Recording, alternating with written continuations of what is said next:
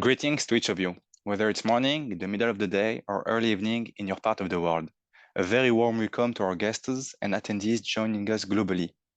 My name is Ibrahim Ati, and I have the honor of moderating today's panel, proudly hosted by CalArb. Our central theme today revolves around the Gulf expertise in the energy sector and the essentials to be aware of for those aiming to penetrate or draw lessons from this dynamic market. Let's start with a question first to all the legal eagles in the room to engage more thoughts. How many of you are willing to be or have perhaps already been involved in energy projects? Or maybe, who among you is actively monitoring the changes and trends in the energy landscape? Today's dialogue will peel back layers, bring clarity, and perhaps unveil a few surprises along the way.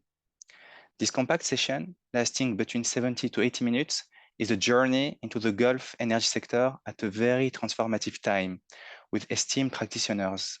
There is a catch.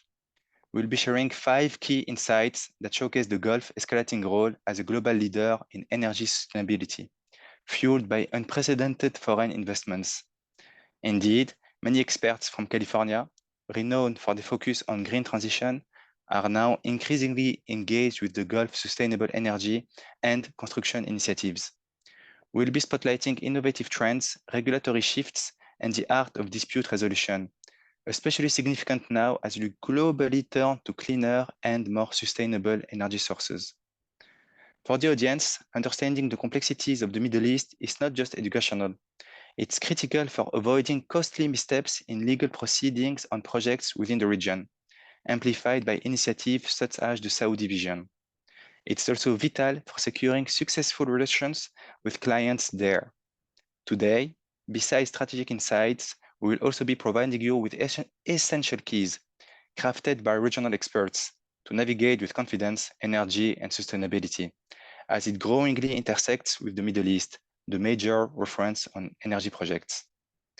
Before we proceed with the agenda, allow me as your moderator to share a very brief introduction about myself. My name is Ibrahim Ati. I am a young legal professional trained in civil and common law in the EU and the US. I recently passed the New York bar and I have a strong passion for international arbitration.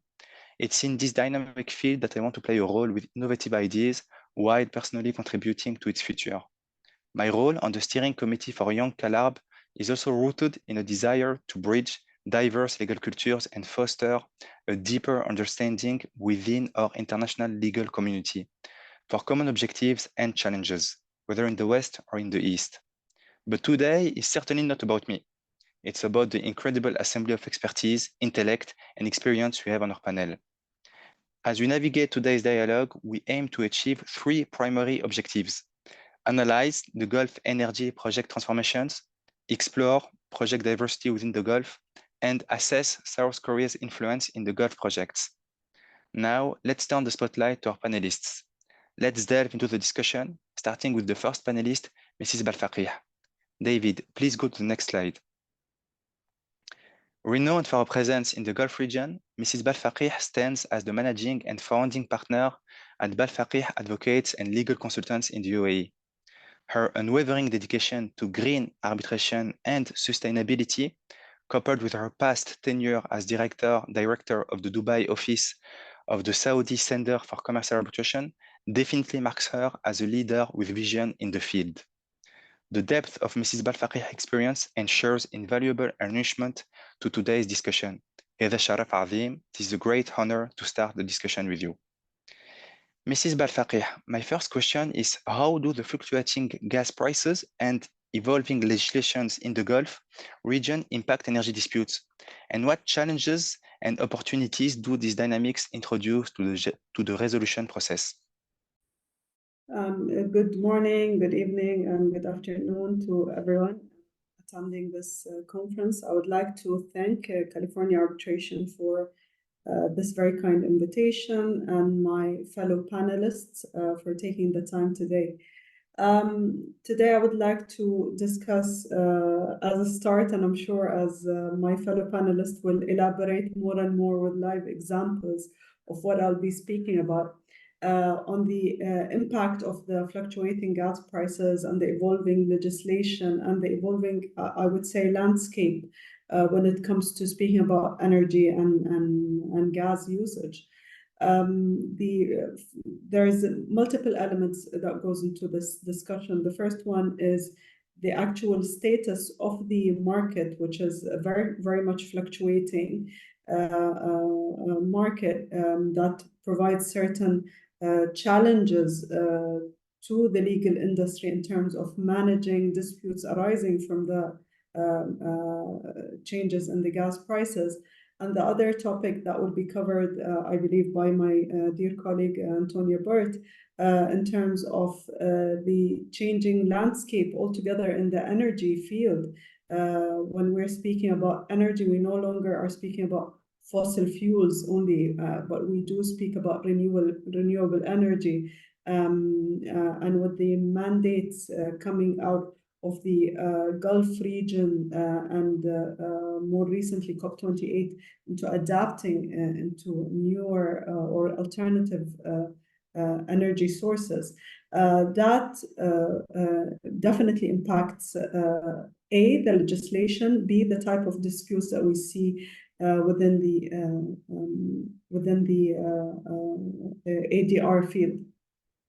So this kind of volatility and uncertainty have not been embedded into the contracts, and the contracts that we have in terms of the energy field, it's very much a long-term kind of contracts where some of the clauses have been drafted many years ago. And they are subject to like review every now and then, but we need to, so disagreements arise and we need to go over the contract terms, particularly put in place price adjustments mechanisms, force majeure mechanisms, and again, adapt those contracts into the new legislations that we have inside. Another major challenge that we have into those dynamics that needs like bespoke contracts as well is to be flexible yet precise. So balancing being able to kind of forecast or predict what would you require in a long-term project, and having the flexibility within flexible measures within those contracts to allow to mitigate some of those risks associated with the disputes, and mitigating the risk of having those relationships break down essentially. In addition, we look into being innovative as well with the way that we're dealing with those scenarios, trying to think a little bit outside of the box, fortifying, speaking to, and consulting with our disputes team as those dispute resolution clauses are drafted as well into the contracts. And we see that there is, in general, an increased focus about risk assessment, mitigation, and management strategies in order for the companies to fully be able to comprehend the scenarios that are possible from all of those changes, and to provide like an accurate legal advice as well to the parties that are resorting to us in order for us to adapt to all of those economic implication and regulatory changes. Thank you. Building on that perspective, in the context of energy disputes in the Gulf region, what is the efficacy of alternative dispute resolution methods, and how well do they address the unique complexities associated with the energy sector? So I believe ADR in general is very much well suited and have proven a success in dealing with energy-related disputes. Arbitration have always been a very effective tool for disputing parties in the energy sector to resolve it, especially if it has two cross-border companies. We have, for example, we have many precedents that have played across the years in terms of providing a success story so to speak, when it comes, or even proof of concept when it comes to the success of using arbitration specifically to resolving the disputes. Another thing that I think makes arbitration very much lends itself to resolving effectively resolving the disputes in energy conflicts is having the New York Convention and a lot of the international international jurisdictions are signatories to the New York Convention, which allows for seamless enforcement later on. That being said, and all of us knowing that arbitration definitely is a viable option and a very effective option in dealing with energy disputes, we see a lot of push towards other tools within ADR.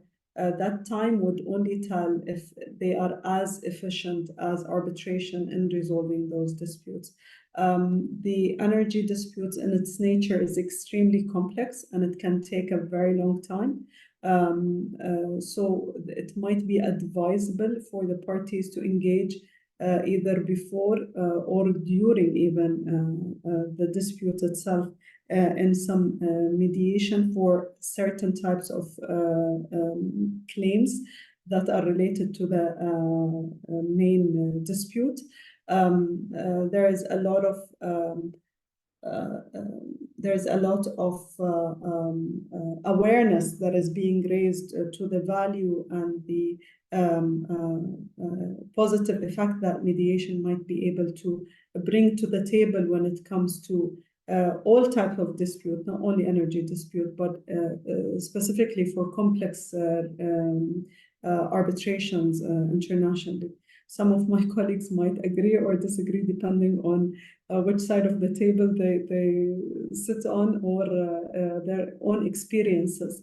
But we definitely need some sort of a consistency when it comes to trying to use other sorts of ADR mechanisms, and B, being able to even collect data when it comes to that. We've done a better job in terms of arbitrations rather than mediation or negotiation, even or conciliation. Again, legislation remains to be an option. I wouldn't say it's absolutely not advisable, but it is not without its disadvantages. Some of the main selling points of using arbitration in general when it comes to the energy disputes is being able to have subject matter experts into the energy field and choose them to be your arbitrators in order for them to look into the technical matters, the industry know-how, the norms, and to be able to effectively and efficiently resolve the dispute for after sometimes many years because of how complex the case is and the dispute is. Yeah. Thank you, Mrs. Balfaqih, for those insightful responses. It's evident that the fluctuating dynamics of the energy market pose unique challenges and opportunities for disputes. Now, let's shift our focus to our second panelist, Mrs. Antonia Beert. David, could you please go to the next slide? Partner at Red Smith UAE, Mrs. Antonia Beert's leadership and innovation in the arbitration practice set her apart. Her experience as an arbitrator and her deep involvement with central committees, such as the Equal Representation in Arbitration Pledge, underscore her commitment to the future of arbitration. Mrs. Beert's expertise is not just theoretical, but also visionary, as evidenced by her role in educating the next generation of arbitrators in the UAE's universities. Mrs. Beert, in the wake of COP28, influencing the strategies of Gulf countries, which pivotal shifts and advancements can we anticipate in the region's transition to renewable energy? Furthermore, what implications do these changes bear for the dynamics of energy-related disputes within the Gulf? Thank you very much, Ibrahim, and thank you all for organizing the panel and inviting me. Very topical issues for discussion. For those who maybe less familiar with the region, we had a very successful COP28 here in December last year in Dubai. I say very successful, I may be biased, being a permanent resident in Dubai, but the results I expect will show that in the coming years. In any case, it was already successful in terms of the engagement, the attendees, the events, the awareness raising that took place. And what I personally thought was particularly pivotal was the real practical engagement of key players in the traditional energy sector, those traditionally engaged in fossil fuels, now practically and factually involved in the actual transition and in the discussion of the green transition. I think some of the key players of traditional energy companies really came to this COP, came to the table and made various agreements going forward that I think are really are going to be pivotal in this conversation in terms of the transition. I should say that there were, of course, various advancements in the Gulf's transition prior to the COP. I've been here for 13 years, and over my entire period here in Dubai, I've seen what the Middle East, what the Gulf has been doing with respect to the energy transition. It's already invested billions in it. They are some of the most, the largest and most cost-effective solar projects in the region already. That is, of course, also understandable. The region faces significant challenges, including water scarcity and desertification, extreme weather events. So there is a logic to the transition from the climate perspective. But of course, what the Gulf has also been pivotal in is the economic sustainability of the energy transition. And I do think that that's important that we focus on that as well, because that the economics really make sure that the remainder of the aims can happen. It's a key aspect in terms of the success. There have been various achievements of the event, and I won't repeat them all. You will have read about them in the news.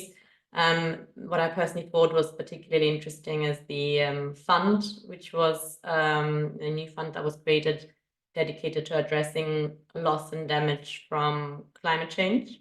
And I think that's important because looking at, from our perspective, from the perspective of the disputes lawyers, looking at the potential implications of the transition, that's certainly one aspect that we will likely see more of in the future, and that is disputes relating to damage from climate change, which will inevitably be related to the energy transition and projects within the energy transition. So this is something that my practice has seen already, and I expect there will be a lot more of that. They are therefore very clearly opportunities and challenges, at least from the perspective of the dispute resolution system. In addition to sort of these climate-related disputes, there are, of course, various other sort of obvious changes in the dispute industry as well. You mentioned, the implications on energy-related disputes in the Gulf, and I think it's probably wider than the Gulf. I would say that the typical sort of shift from fossil fuel projects to more renewable and new energy projects will bring with itself obvious changes to the dispute expertise in terms of moving away from the regions or the areas in which the fossil fuel projects were primarily prevalent, and the disputes relating to those major projects and their construction, etc., may then focus on more of the newer energy projects. And I think that's a shift that will slowly continue over the next 10-15 years along the lines with the energy transition. Of course, we will also, and we are already seeing finance-related disputes, as the new projects have very different financing, underlying financing structures to those that we are more familiar with, and that in itself is also a sector, an area which is likely to be disputed in the future. There are obviously foreign investments in these new renewable projects that may also lead to additional disputes. And again, we have seen some of these already in the past. So there are various sort of obvious areas that I think we can expect to see transitioning in the future. I think it is probably fair to say that together with the energy transition, so does the dispute and the energy dispute lawyers transition happen at the same time, because naturally the projects and the particular matters that are being disputed will shift, and therefore it is important for all of us to stay informed about this really important topic. Thank you, Mrs. Beard. On another cross-jurisdiction level, the Partnership Memorandum for Accelerating Clean Energy between the UAE and the US reflects a collaborative effort in environmental initiatives as well. How might this agreement influence the dynamics of the Gulf energy sector, and to what extent can initiatives like the Greener Arbitrations Initiative contribute in navigating legal challenges arising from this cooperation? Yeah, thank you. Thanks very much for the question. I don't think that as many colleagues know about the Partnership for Accelerating Clean Energy as I wish was the case. It's abbreviated PACE, and it is now a couple of years old. It's a memorandum between the UAE and the US, and as I say, predates the COP, and has already led to investments between the two countries. The idea of the memorandum, it's obviously a governmental initiative, and the idea is that there is cross-investment, especially from the UAE to the United States. The plan is to catalyze advancements in the energy sector, in the new energy, renewable energy sector. It's designed to mobilize over $100 billion of financing and investments into new projects, with aims similar to those reached at the COP in terms of the energy transition, necessarily very ambitious, but also, as I mentioned earlier, it is focusing on economic sustainability of this transition as well. And if you look at the news, there have been already a few significant investments that have been reported over the last sort of year or 18 months with respect to investments between the countries in renewable energy. So I think it shows the commitment of the Gulf, not just with respect to renewable energy within the Gulf, within the various projects that are ongoing here and the priorities in the region, but also looking outside, looking into the US, and considering how we make this transition economically sustainable, and how therefore obviously the transition can happen faster, and that's why some of the sort of very significant players are involved in this PACE memorandum. So I think it's worth looking that up if you haven't come across it already, and I'm sure we will see more of that in the news over the next few years. I think they have plans up to 2035 already, and as I say, not just plans, there are actions, and there are projects that are already underway with some of these very significant investments in renewables. So I'd say we watch out for that, and see how that pushes along the transition. And then the second part of your question relates to Greener Arbitrations Initiative. So very briefly, to say that that's obviously an initiative very close to my heart. I have enjoyed being the co-chair for the campaign for the MENA region for the last 3 years.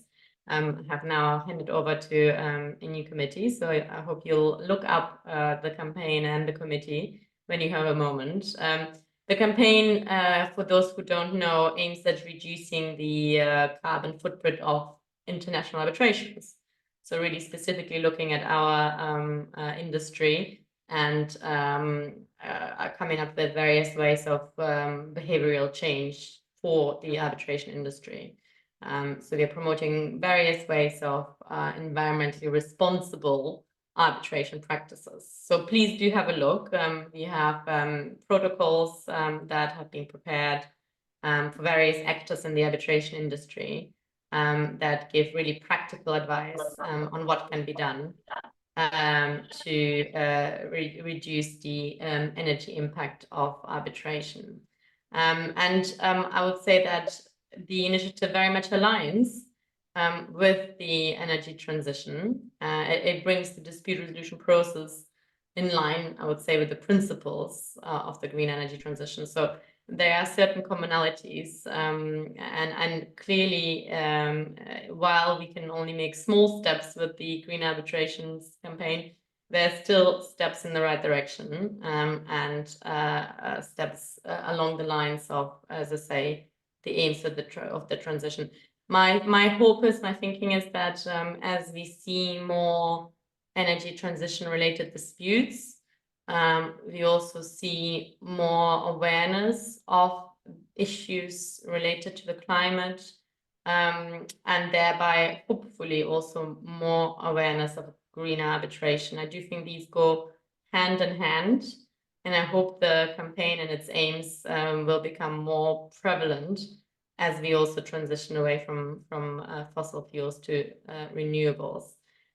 So if anyone would like to hear any more about the campaign, please feel free to reach out to me. I'm always happy to discuss what else can be done to help with those aspects. Thank you very much, Ibrahim. Thank you very much, Mrs. Baird, for shedding light on the collaborative efforts in the Gulf energy sector, especially when related to green sustainability. Now, I have the pleasure to introduce you to our third panelist, Mrs. Sama Haridi.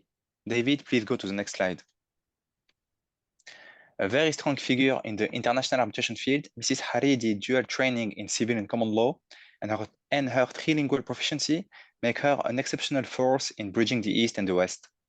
Partner at King Spalding, New York, her roles across prestigious arbitral organizations around the world, coupled with her legal qualifications in multiple jurisdictions, including California, confirm her as a global authority in the field and an invaluable asset to any legal discourse related to the Middle East. Mrs. Haridi, amidst the evolving landscape of the energy transition, what specific changes and complexities are emerging, leading to the formulation of disputes, and how can legal practitioners effectively address these challenges in arbitration? Thank you very much, Ibrahim. It's a pleasure to be with you, and thank you for inviting me to speak today. And I'm delighted to be in the presence of Antonia, Fatma, and David today. So when we talk about the landscape, I thought maybe we would just take a moment and reflect on the benefits of energy transition. I think they're probably not lost on many of you, but I think focusing on that really allows us to understand and appreciate what complexities emerge. And I'm grateful to Antonia and Fatma for already shedding light on some of these complexities in their remarks. The first benefit is, of course, the energy transition is aiming to reduce greenhouse gas emissions, combat climate change, and by shifting to cleaner energy sources, we can decrease our reliance on fossil fuels and carbon emissions. And that's, of course, something that is going to give rise to some level of complexity and cost, as we'll see in a second, with the kinds of disputes that are rising. The transition is also going to be helpful in promoting the diversification of energy sources and enhancing energy security by promoting sufficiency and also reducing geopolitical tensions that relate to where energy resources have been traditionally concentrated. There are also health and environmental benefits. Of course, as we know, renewables have lower environmental impact compared to fossil fuels. That leads to an improved air and water quality, reduced pollution related health issues, for example, and generally the protection of our ecosystems. And then it also, through the energy transition, we get a more sustainable and resilient economy, and hopefully opportunities for innovation and economic diversification.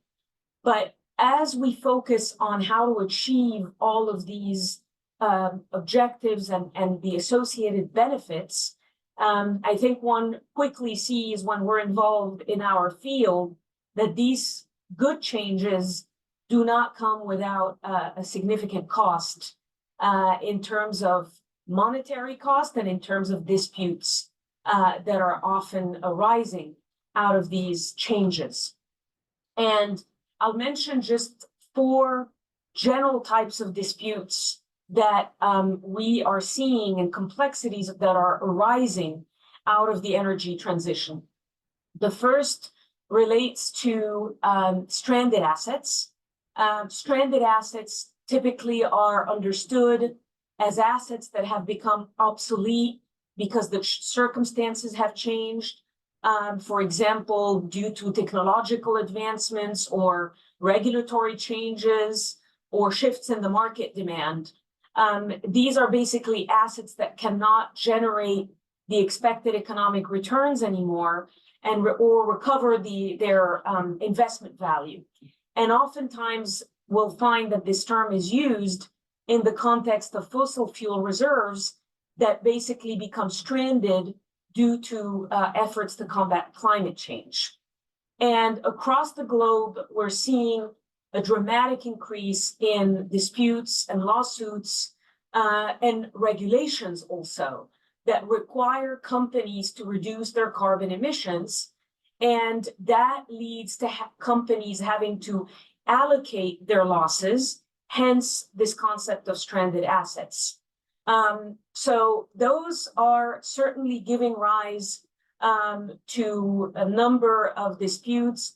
And we're seeing, for example, gray hydrogen producers taking issue with the uncertainty that has been caused by the transition and claiming damages for alleged breaches of contracts, for instance. These stranded assets are estimated to that they will give rise to approximately $15 trillion in disputes by 2050. The second kinds of disputes that I've been seeing are ones arising out of the phasing out of legacy investments. So as oil companies are transitioning away from existing conventional fields, disputes arise, for example, claims for environmental liabilities or taxes or decommissioning obligations. And decommissioning, by the way, refers to basically the process for shutting down or retiring a facility or an equipment piece or system. It's basically involving the safe and proper disposal of assets in order to ensure compliance with regulations. As you can imagine, that can be a very expensive thing to do. And the disputes that we're seeing now illustrate how adversarial the relationship is potentially between the energy sector companies that have to phase out these legacy investments and host states, for example, in which these investments are housed and where the companies or the investors very much try to, as much as possible, allocate liability to the host states or to a third party, for, as the case might be, in connection with the cost of that phasing out. Third, phasing in of renewable energy infrastructure. So here it is As we know, a lot of companies have announced plans to achieve net zero by certain dates in terms of their carbon emissions. And there's really two ways to reach the goal of achieving net zero. Either you develop a green and cutting-edge technology which is going to produce energy with lower emissions, or you use carbon credits to offset the impact of those emissions. And carbon credits, again, just by way of background, they're a way to measure and reduce greenhouse gas emission, and they're typically issued by authorized entities or programs or organizations. And in some countries, specific agencies are responsible for issuing carbon credits as part of their emissions trading schemes. And we're now increasingly seeing disputes related to these carbon credits because they can be bought, they can be sold, they can allow an organization to offset emissions by investing in projects that reduce greenhouse gas emissions. So these can be fairly complicated given the various ways in which they can be utilized, and they do give rise to potential issues, especially when the projects involved lead to cost overrun or delays. Also, one of the issues we're seeing with respect to carbon credits, but even more broadly within this industry, is that the regulation is not consistent. So if you look at carbon credits, they're not consistently regulated. And so their legitimacy is going to depend on sovereign action or inaction, and that gives rise to a fair amount of political risk, among other things. So these are some of the issues we're seeing. The last being, in terms of trends, we're seeing increasingly, especially in the Gulf region, mega projects. And because of the sheer size of these projects, like NEOM, just to name one in Saudi Arabia, and again, the risk of delays associated with the sheer size of these types of projects, and the fact that they involve all major forms of infrastructure, transportation, telecom, energy, water, they are particularly vulnerable to complexity and disputes. And we're seeing increasingly also complex issues, and in the arbitration world, be it commercial or even in some cases treaty arbitration, that gives rise to disputes in those areas. And I'll stop here. Thank you very much, Mrs. Haridi, especially for sharing those key insights. For our US and international audience curious about the Middle East, are there specific regional nuances affecting energy disputes, and how does arbitration prove well suited to effectively resolve the challenges? Please, before answering, I would like to ask David if he could go to the next slide, which I think is the one for, yes, thank you. Sure. So I think we've already heard, again, very helpfully from Antonia and Fatma, some of the very unique particularities of the Middle East region. And so I'll just maybe very briefly cover that. Well, I mean, generally putting them perhaps in categories, we've got a lot of particularities as they relate to the policy and regulatory frameworks available in the Middle East, whether there are specific regulations or not governing the energy sector in the region. And we're seeing an increasingly more regulations in that sector arising out of the Gulf and the Middle East region. These types of frameworks can certainly play a very important role in shaping the energy transition and also addressing some of the disputes that I was just referring to.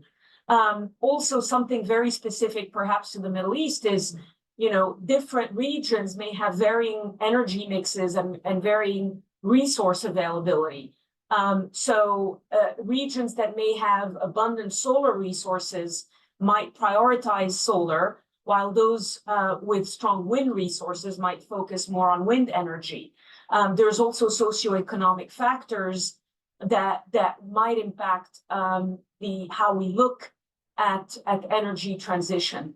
With respect to the Middle East more specifically, because it has historically been such a major producer and exporter of traditional oil and gas, reducing reliance on fossil fuels has been often described as more of a challenge when it comes to the region. However, despite, in my view, despite being known for its fossil fuel reserves, the Middle East has significant potential and has shown in recent years how much potential there is in the region for renewables, particularly solar and wind.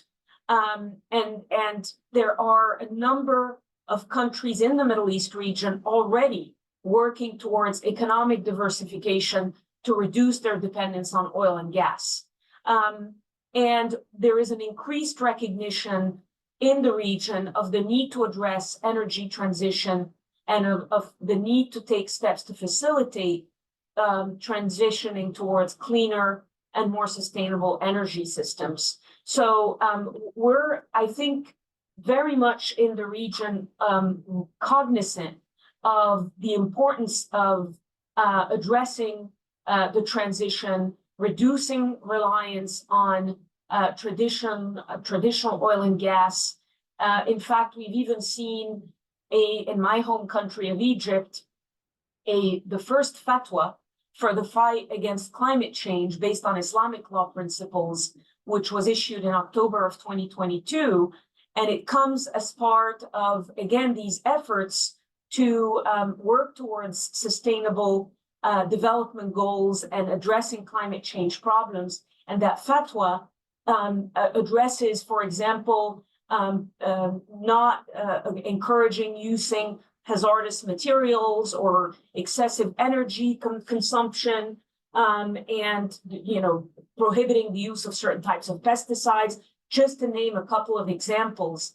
And to my knowledge, this is the first document that addresses the issue in the context of a religious discourse, which I think is really fascinating because it brings the conversation about energy transition and it makes it accessible and debatable in a variety of environments, which is precisely how this topic can be best tackled and addressed around the world. And I know you've asked me, Ibrahim, but in the interest of time, I feel that Fatma has already said a lot about how arbitration is well suited to resolve these challenges. She's mentioned mediation, she's mentioned expertise, and there are certainly, without a doubt, arbitration is a mechanism for resolving disputes that is well suited and well adapted to disputes in the energy sector and in energy transition more specifically. We've also commented on enforceability. I will just add the ability to keep matters confidential or private is, of course, a major factor as well that should not be forgotten. Adaptability and flexibility of the process is critical. And as Fatma put it, and I do agree with her, one should look not just at arbitration, but at the availability of other alternative methods of dispute resolution, and mediation being one of them.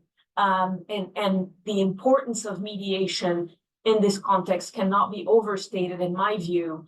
And it is incumbent on all of us as practitioners to recognize that sometimes that mediation is the better way to look at a case before us or a dispute before us, as counsel and who are advising our clients.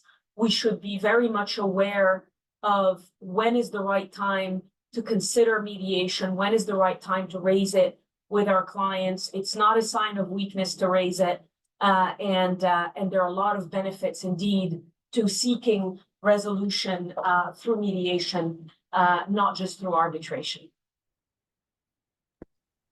Thank you so much, Mrs. Haridi, for highlighting the regional nuances and the suitability of ADR and specifically mediation in addressing energy disputes in the Middle East.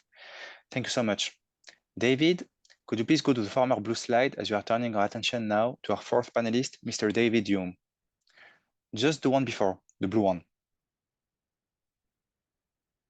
Thank you.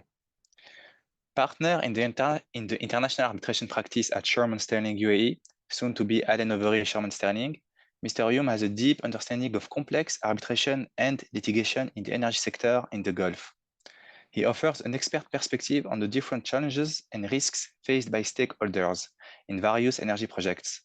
His recognition in numerous legal directories support his position as a highly sought-after expert in disputes related to energy transition and associated risks.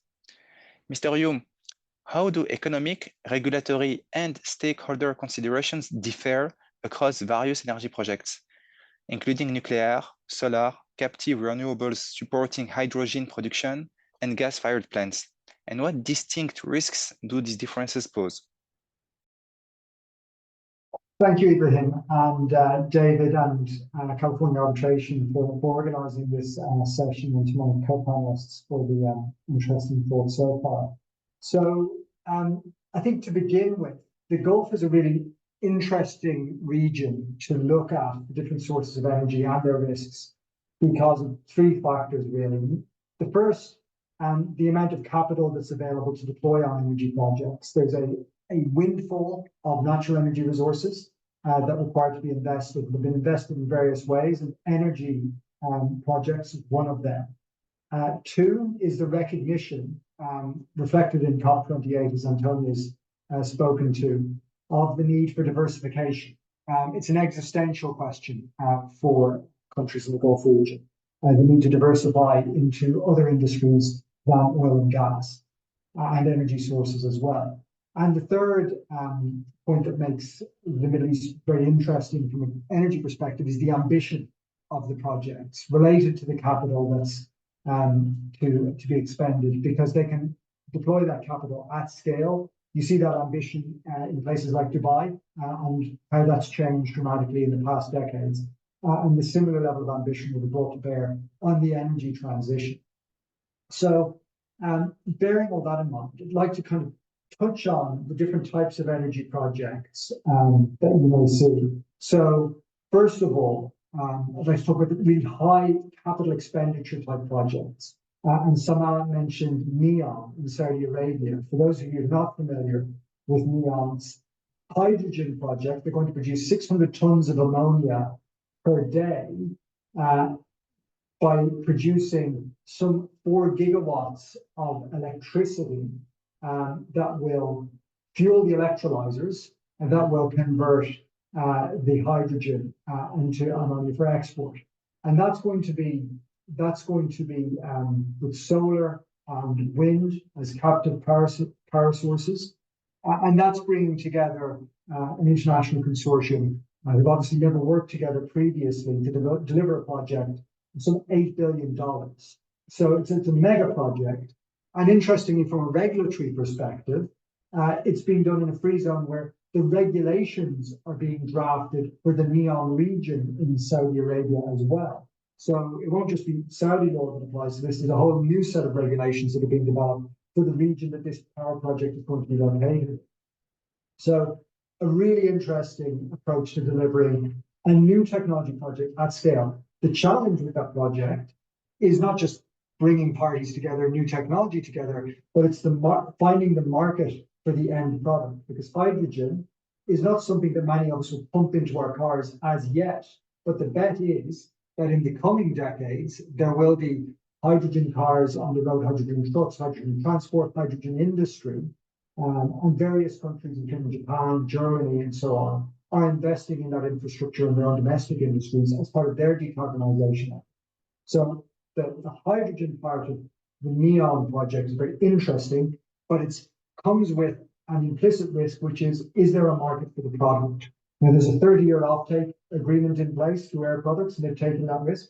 But that's the gamble with a project like NEOM. And again, there's also, as Samar mentioned previously, issues around regulatory identification of what kind of hydrogen you're producing. The classification of green hydrogen is important depending on the market you're selling into. Each market has its own potential classification. So that's neon and hydrogen. Remember, hydrogen itself is not a renewable energy source. The solar and the wind that fuel the electrolyzers, that's the renewable energy source. The hydrogen is simply the transportable version of that. You then have projects that are not classically deemed renewable, but are helping with the energy transition if you're focused on carbon intensity, and that's nuclear. So there are a number of nuclear projects in the region. In the UAE, there's the Baraka project, which is fueling 25% of the UAE's energy supply. And that's required the creation of a new nuclear energy regulator, FAMR, in the UAE to regulate the production of the nuclear energy and ensure its safe supply and safe disposal of the waste product as well. So that's all in line with international standards and treaties around nuclear production, and is done with the assistance of TEPCO, who is the main contractor building that facility. And that's taken 9 years or so to construct the first 3 reactors and the fourth to come online. But that is a major infrastructure project that takes a long lead to develop high intensity of energy. And if you contrast that with the experience that you have in Europe, perhaps, where you have the new EPR reactors that have experienced difficulties being deployed in Finland, in the UK, as has been reported, that technology comes with significant risk because you have a long duration because of the risk associated with nuclear power, perceived or otherwise.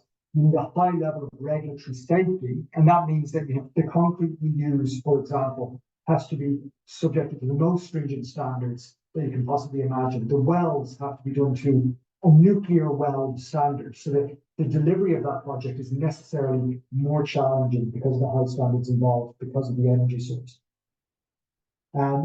And it's not just the UAE. You have a nuclear program under discussion in Saudi Arabia. You have groundbroken a nuclear project in Egypt as well. And interestingly, in Egypt, that's provided by Rosatom, is producing the reactors in that case, and with financing largely from Russian government as an export credit agency, essentially, to finance that at quite attractive rates. It now looks like in this era of inflation. The classic renewables then are what you normally look to.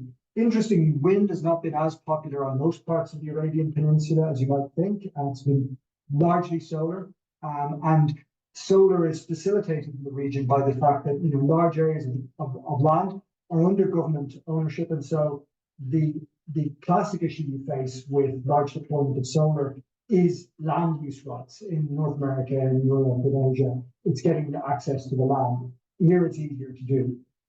And so you can deploy solar at scale. And it's really a question of just getting the pricing right in terms of what are your feed-in tariffs going to be with your off-taker. And wind, obviously, we have the image of offshore wind in this case, hasn't taken off as yet. The Gulf in particular is largely focused on oil and gas rather than putting wind turbines in the shallow waters there.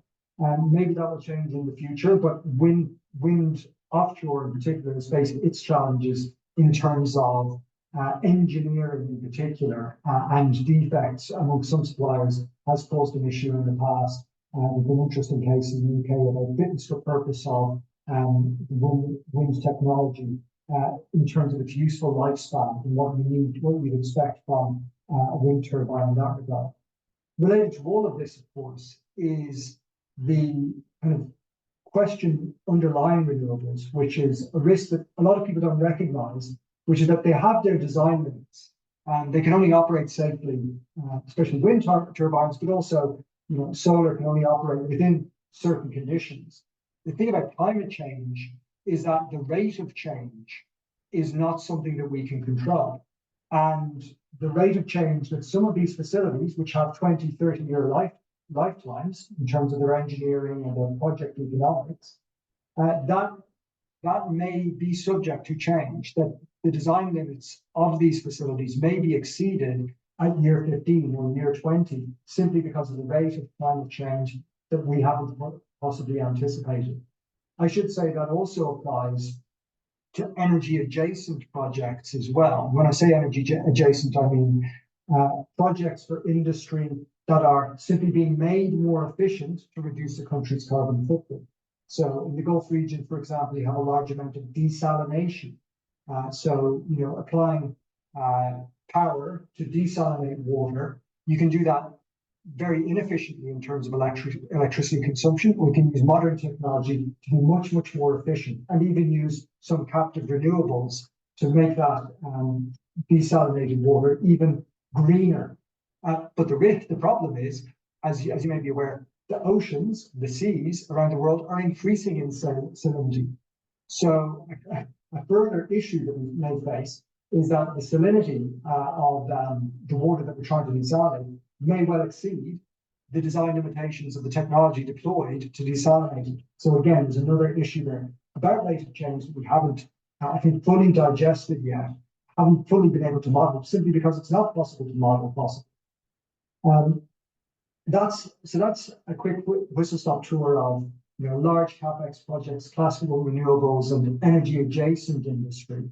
But one other point I'd like to touch on is just classic oil and gas. It remains a staple of energy within the region, and you will have seen in COP28 the backwards and forwards about what role oil and gas production has within the energy transition, including perhaps use of gas. One thing that's very clear is that IOCs operating in the region, international oil companies, and NOCs, national oil companies, recognize that they need to, at the very least, produce more efficiently each barrel of oil that they're producing, for example. And so you're seeing deployment of technologies on existing fields to reduce the carbon intensity of their production. Now, at the end of the day, the fossil fuel being burned will emit the same level of CO2, but the production intensity will be less. And that includes re-injection, it can include waste heat recovery, it can include reduction in flaring of gas and capturing gas. So all of those technologies are being deployed as well, which is interesting from the oil and gas perspective, because that involves deploying new technologies that perhaps classic oil and gas project teams are not used to. And so they have to get to grips with new supply chains, new stakeholders, new technologies being deployed in a context where they've been 30-year veterans in their specialization, but they now have to put on a new hat to get this new technology in. So I'll pause there Sure. The aspects you have mentioned are very important to keep in mind. Thank you very much, Mr. Yu. It leads us to our next question. In managing and mitigating risks specific to each form of energy project, what strategies can parties employ to efficiently address disputes and uphold effective stakeholder relations in the face of diverse challenges? So going back to the high capex projects that I described at the outset. So your kind of neon projects, or your large nuclear, or your prestige kind of renewables projects that are done at scale. And what we see definitely in the Gulf region is that the capital being expended, the reputational risk associated with these projects is such that they are resourced well in terms of establishment, in terms of teams, in terms of thinking around how the documents are framed, how the dispute resolution procedures are prepared. And so you have quite a lot of thinking in terms of ensuring that the dispute resolution procedures can involve multiple tiers. They can involve expert determination for highly technical disputes, for example, so that they're carved out and they can be subject to early resolution. There can be focus on negotiation, possibly even an opt-out to mediation in some cases. And you can have a pre-agreement, essentially, to consolidation, where there are a number of stakeholders within a suite of contracts who may all have their particular contract implicated in a wider dispute. And so you'll typically often see pre-agreement to consolidation within the wider suite of contracts as well, to facilitate efficient dispute resolution, and as Salah mentioned, confidential dispute resolution. So that's at the very high level. But of course, as well as that, you have kind of a government-to-government level of dispute resolution that goes on in the background for some of these projects, as you can imagine, because of the scale of investment that's involved.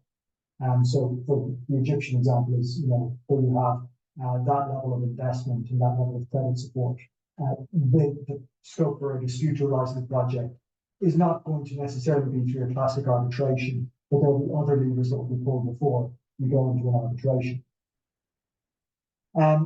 Classic renewables, at least in Europe, we've seen face a different problem, which is that they have such thin margins that any supply chain issue that arises causes immediate problems for the project and its economics. So you're heavily into negotiation. Sometimes you have to deal with the prospect of insolvency of the party that's involved in the transaction because the margins are so thin. And then you have to operate in a very commercial way, independently of thinking, well, can I just arbitrate this?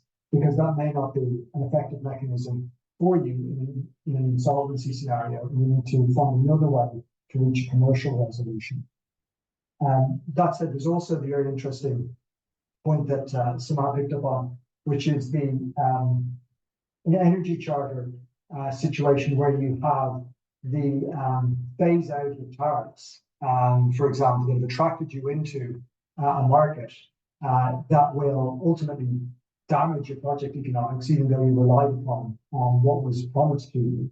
And it's one of those quirks of international discourse now. There's a lot of complaints in some quarters about investor-state dispute resolution, but in fact, it can be a very powerful tool to facilitate renewable energy project investment because of the long-term horizons required for recovering your investment. And lastly, again, touching on oil and gas businesses, the international oil companies have always been very sophisticated in how they thought about dispute resolution. National oil companies now are also becoming increasingly sophisticated about how they think about managing their disputes. No longer are they focused on, let's use our local courts or let's only use arbitration and strike out anything else that looks like expert determination or anything I'm familiar with. They're more prepared to consider off-ramps that are going to facilitate a commercial resolution, preserve the economics of their projects, because they're operating on a greater level of accountability, both in terms of their capital expenditure and ultimately their efficiency in terms of the energy transition. So I'll pause there, and I think leave it to yourself and Eugenia next. Thank you so much, Mr. Ayoum, for your strategies on managing and mitigating risks across diverse energy projects. Thank you so much, and congratulations again for Allen Reed Sherman Sterling merger. Finally, I'm happy to introduce you to our youngest panelist, Ms. Eugenia Stavropoulou, having accepted our invitation for our very international panel with attendees located all around the world, but in Korean time for her, where it's now 4 a.m. Thank you so much, Eugenia, and apologies for this. Our next panel would hopefully be based on your own time zone. David, could you please go to the last slide? Excelling as an... Oh, sorry. Of course. Okay, sorry about that. I was about to thank you, Ibrahim, for the kind introduction. And thank you so much. Thank you to California Arbitration for having me. It is both a pleasure and an honor to join such distinguished company. Thank you so much. Likewise. Excelling as an associate in the prestigious International Arbitration Department of Kim Il-cheng in Seoul, Korea, Ms. Eugenia Stavropoulou expertise is central given South Korea's increasing role in Gulf energy initiatives.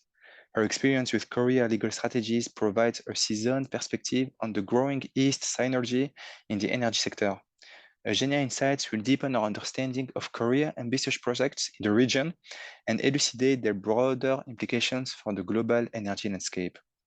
Ms. Stavropoulou, how does South Korea's significant investments in Gulf energy projects impact the conventional operations and development of projects in the UAE and Saudi Arabia? What specific considerations should practitioners bear in mind when engaged in transactional and dispute resolution work arising from these investments?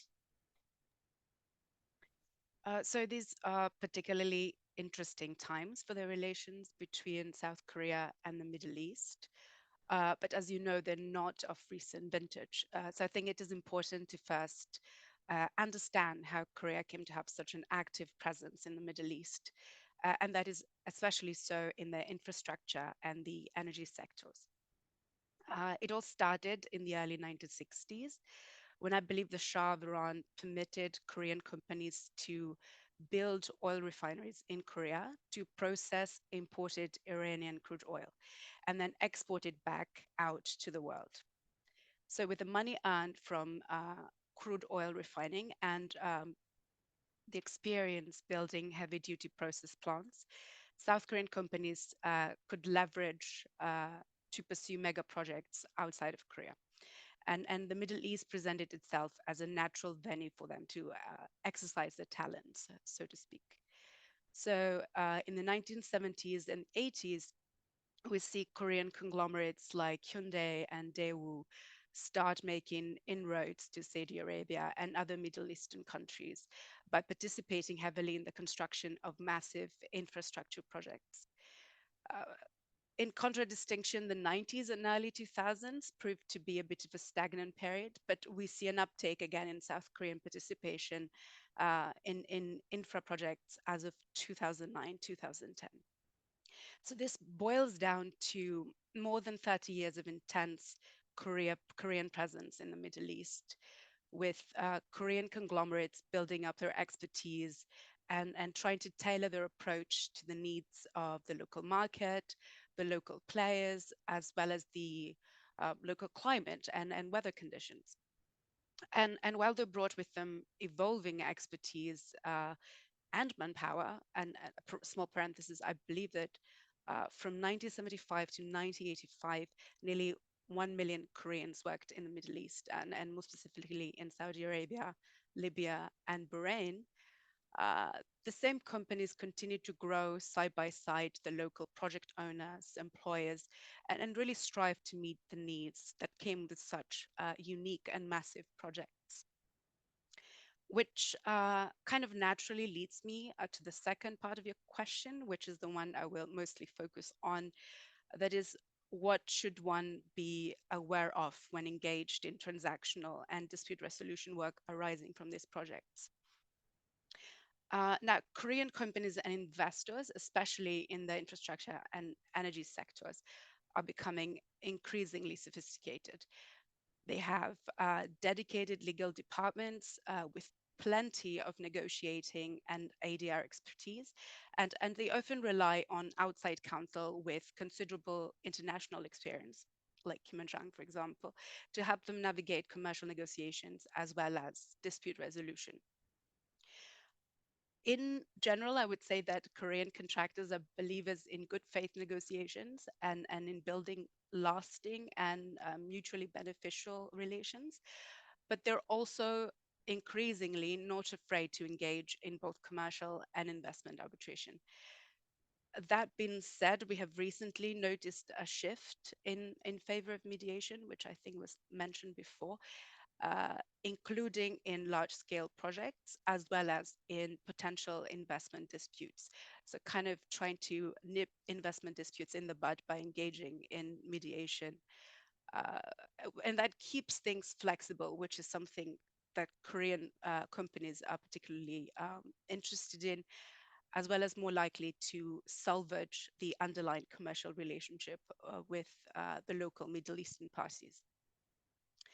So in addition to that, it is quite noteworthy that Korea has concluded bilateral investment agreements with most GCC and I believe quite a few of the MENA countries, and that includes Jordan, Kuwait, Oman, that includes the Emirates, Saudi Arabia, Brunei, Qatar, by last count, Iran, as well as Egypt.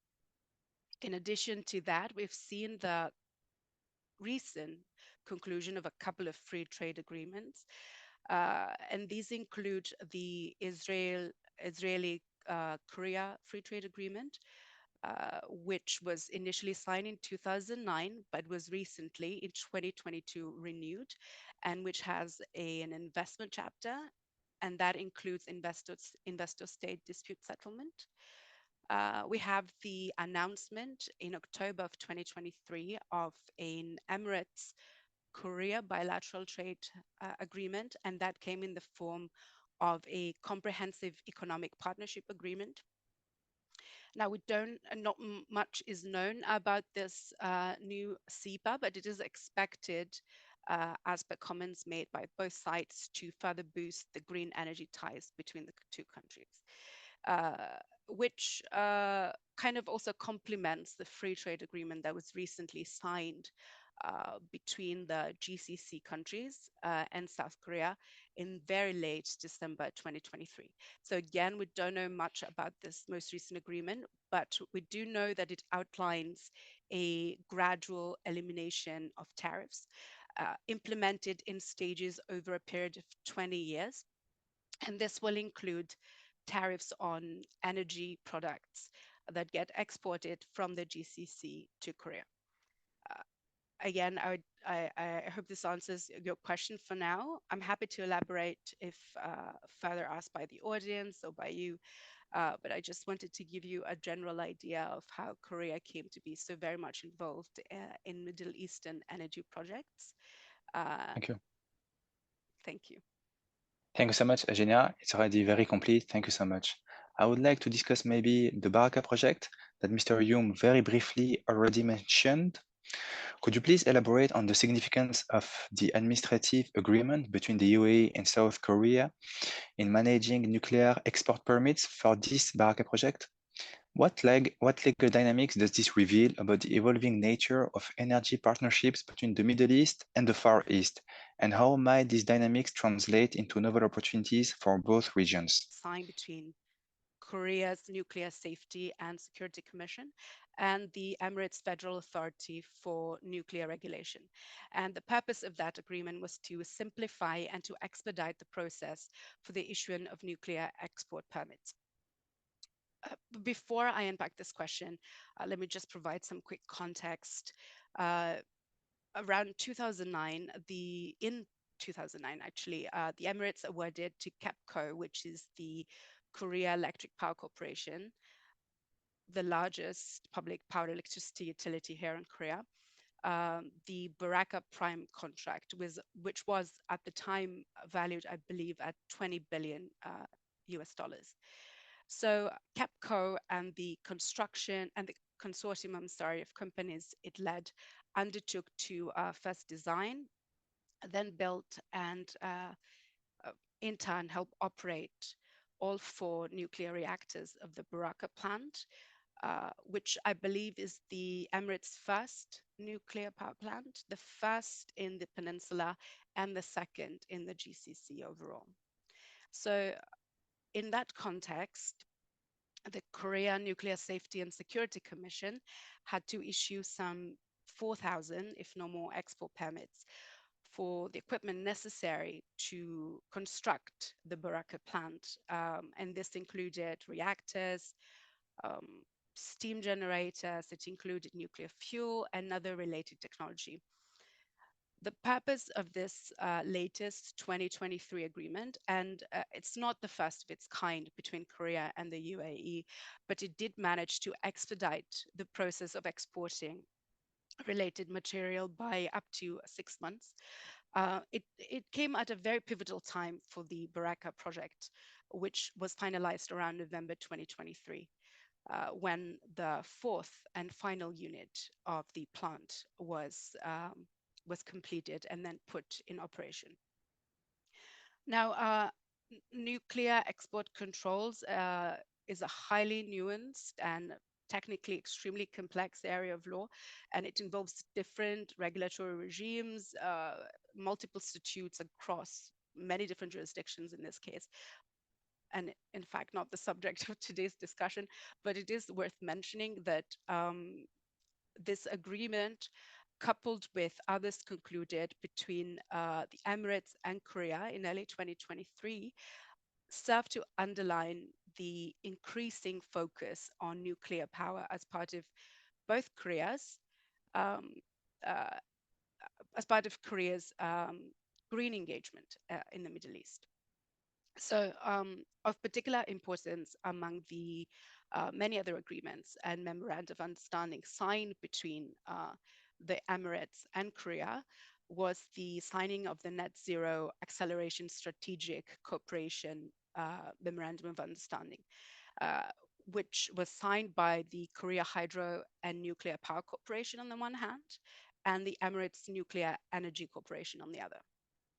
And this agreement, I believe, goes to the heart of your question and helps us understand what lies in the books regarding the two countries' further cooperation in the field of energy, especially in light of their policy agendas on achieving carbon neutrality and energy security through nuclear power and future technologies. Um, I'm sorry, can you hear me? Yes, we do. I lost signal there for a second, I'm sorry. So through the signing of the memorandum, Korea and the Emirates plan to expand their cooperation in the field of developing, in particular, export markets for nuclear power plants in third countries. So that is outside of the Emirates, as well as in jointly procuring business finance and further jointly developing technologies, drawing on the massively important experience of the Baraka nuclear project. So in addition, the two countries plan to cooperate closely in the joint research and development, specifically in the field of small modular reactors and microreactors. I'm not sure that I've heard of any other similar initiatives regarding the designing of safe nuclear waste disposal systems, uh, but that is definitely another field that could see further expansion in the future. And now is a particularly good time to envisage opportunities for further growth, especially as nuclear energy is gaining traction in the West and in the Middle East as a result of struggles to move away from Russian gas and the urgency to meet climate goals, which kind of forces countries to look at every low carbon alternative that is available in the market. Um, and while some countries are phasing out nuclear plants due to public opposition and perhaps safety concerns, we do know that countries like Egypt and Saudi Arabia are embracing nuclear power.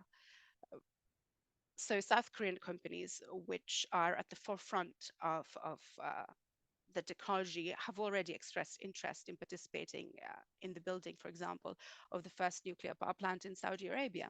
And there's also uh, local Korea-specific government-led projects to foster research and development, specifically of a homegrown small modular reactor, again in an effort to lead the global market of the nuclear energy sector. To just give you some context, these reactors should come at a fraction of the size and at a much more reasonable cost compared to conventional nuclear power plants. So practically speaking, and to pick up the thread of what I was saying before regarding the future of nuclear energy in the Middle East and whether Korea has a seat in that table, these reactors would make it easier logistically for small states such as Bahrain and Qatar to add nuclear power to their energy mixes. Finally, and I will be brief because I'm conscious of time running out. The Gulf You're fine. countries plans to diversify their energy project portfolios by going beyond nuclear energy. And as mentioned by other panelists before, these plans pertain to the inclusion of hydrogen and ammonia, green hydrogen and green ammonia, in addition to nuclear power. So here again, Seoul's contribution is vital. It can be further explored. Um, in fact, we know that currently 3 South Korean companies, including Samsung and the Korea Electric Power Corporation, have signed an agreement with a UAE-based company to build green hydrogen and green ammonia manufacturing plant, which will be specifically using solar energy to power the plant. So to summarize, we're witnessing, I believe, the creation and flourishing of true bilateral relations, with Korea offering know-how and support in the building of key energy projects in the Middle East, while also incentivizing the exporting of green energy products. And after all, Korea is a resource deficient economy and very much dependent on Middle Eastern countries to meet its energy needs, currently mostly by importing oil and gas, but in the future, hopefully, more hydrogen and other carbon neutral energy sources.